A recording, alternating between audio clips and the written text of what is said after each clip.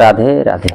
आइए ज्योतिष की श्रृंखला में आज हम बात करते हैं कि जीवन में ऐसे कौन से लोग होंगे जिनका कुंडली देख करके या फिर ज्योतिषियों के सलाह मशविरा के द्वारा यह पता लगा लिया जाए कि आत्महत्या की ओर ऐसे कौन लोग प्रवृत्त होंगे या फिर ऐसे कौन लोग होंगे जिनको जीवन में बार बार सुसाइडल थॉट यानी कि आत्महत्या करने के विचार बार बार आते हैं, या फिर हो सकता है कि ऐसे लोग जीवन में एक या दो बार आत्महत्या की प्रयास भी कर चुके होंगे। तो आत्महत्या के लिए सबसे ज़्यादा जो प्रभावशाली और कारक ग्रह माना जाता है वो होता है चंद्रमा, क्योंकि हमारी कुंडली में चंद्रमा का हमारे शरीर में मन से सीधा सीधा संबंध है और हमारी सोच से भी संबंध है।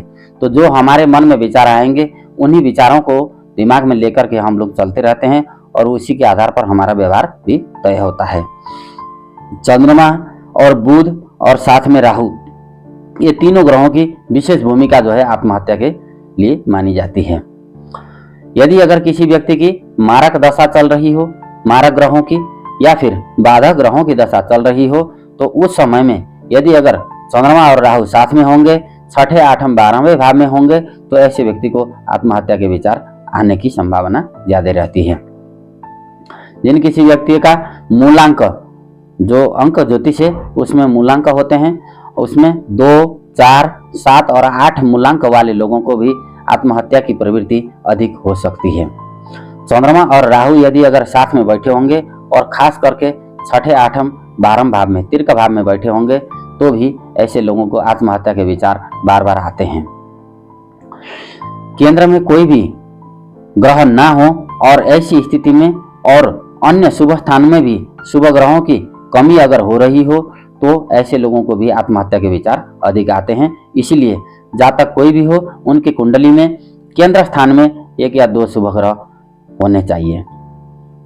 राहु का प्रभाव ज्यादा अगर जीवन में रहेगा तो ऐसा व्यक्ति किसी गलत फहमी का शिकार होकर के आत्महत्या कर सकता है।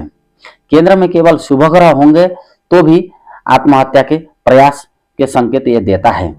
हालांकि केवल शुभ ग्रह होने से नहीं होता है, कुंडली में और भी ग्रह योगों का विस्तार से विश्लेषण करना आवश्यक होता है।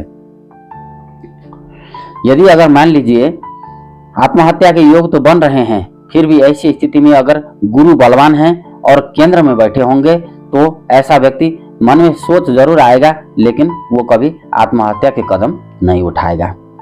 आत्महत्या के और भी कुंडली में बहुत सारे योग बनते हैं। आने वाले समय में आप लोगों को इससे संबंधित और भी वीडियो उपलब्ध करवाते रहेंगे हम लोग।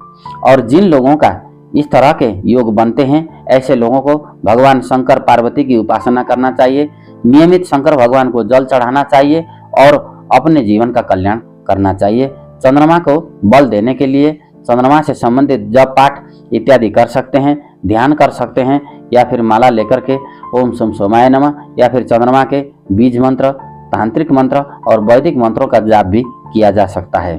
खास करके ग्रहण, चंद्र ग्रहण के समय में किए गए दान पुण्य का फल अधिक होता है।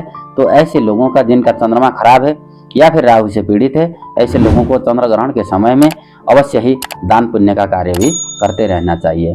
राधे राधे।